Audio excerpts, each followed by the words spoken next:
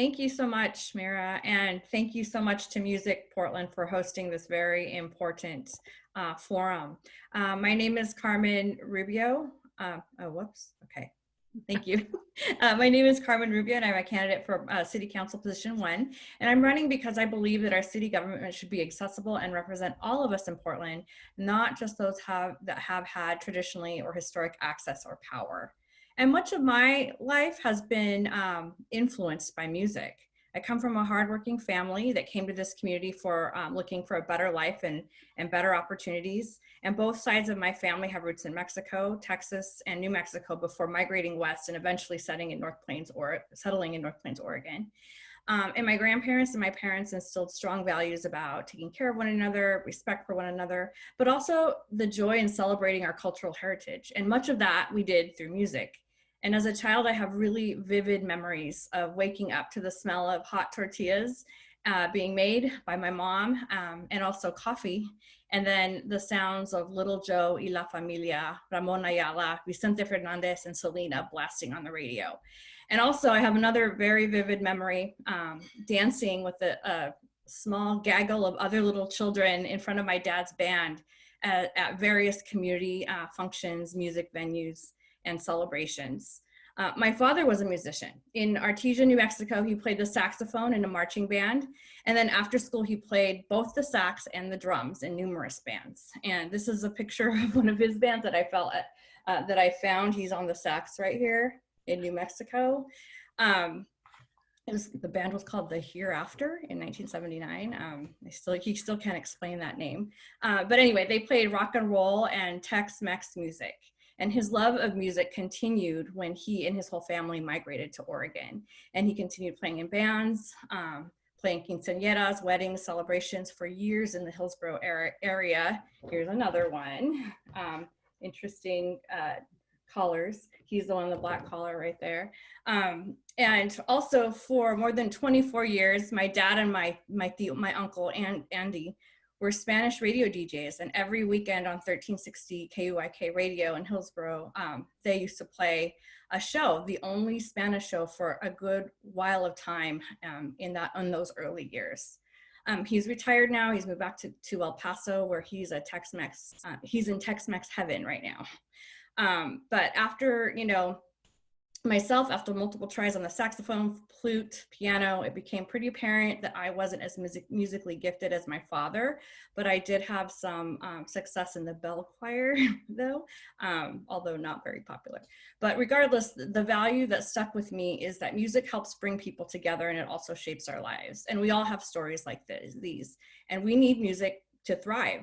But there's a lack of education about and appreciation for this industry and what it takes to produce musical experiences, and how our musicians and industry folks are getting left behind. And in this pandemic, the greater public is just barely understanding how essential retail workers and food workers are, and that they're the lifeblood of our food supply right now. And I recognize that this is the same dynamic in your industry. The shock and fear will set in when our leaders and community realize too late that Portland's lifeblood, culturally, our music industry, doesn't bounce back to what it once was in the post-COVID economy. And we can change this. In this crisis, we have opportunities to push for changes and take positive risks for equity. And from what I'm learning, your industry has long been deprived of the attention, the appreciation, and equitable service from our city government. Portland won't be what we are today without our reputation as a music city. And in a post-COVID recovery, we need to ensure that we are investing in keeping and retaining the essential parts of our economy that make Portland, Portland, as someone said earlier. And as a driver of tourism, as an economic engine for our free press, and also the #1 way that Portlanders come together. The music industry must be at the table to make this happen. And as someone who has been profoundly shaped by music and musicians in my life, I'm eager to learn more about this history, about the music economy in this city, and finding solutions to ensure that this industry thrives. And I'm equally eager to be your champion in City Hall. Thanks. So, Portland did not specifically consider the needs of the music industry when it crafted its regulation and permitting requirements. Some, through failure to understand the unique nature of music businesses, make business nearly impossible. Would you prioritize a collaborative effort between the new Music Portland Policy Council to review, rationalize, and streamline all intersections of city regulations and music? And do you have any experiences that might demonstrate your capacity for this? Yeah, so reading the backgrounder was very, very eye-opening, and it makes me really want to dive in and learn more. And first, I'll say that navigating permitting and regulatory challenges are felt across multiple sectors, and expressly like the housing one right now is the most recent one that we saw. And ultimately, I'll start by saying what we need is form of government change. We need to restructure our government so that people who live and do business in our city can successfully navigate systems, advocate, and also directly meet with elected leaders and bureau leaders who will bring focus on that particular issue or project, and do so with expediency, because we know that for businesses and venues, time is money.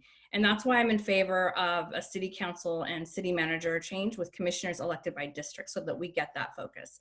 Next thing, so many of the challenges that are articulated are very similar, with some identical issues to that of the film industry that they had when they were when I was in a policy staff in Mayor Potter's office.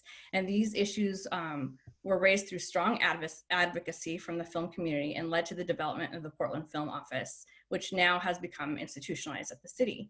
And this office acts as a gateway and a streamline for film projects, reviews policy, permitting, and a host of other supports that create partnerships among the city and the industry.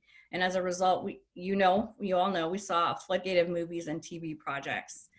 We need this. We need to establish an office that can streamline permits, that can engage community stakeholder, the music industry stakeholders, highlight redundancies, and also be a convener around critical issues or potential opportunities. It will need a dedicated industry knowledgeable staff, and that can help navigate the city permitting processes and issues and cut the time down. So we've already done this before. We have a template and a track record, and we can learn from what worked and what didn't in its design. And I'd be very excited to champion that. All right, sounds good. We look forward to working with you.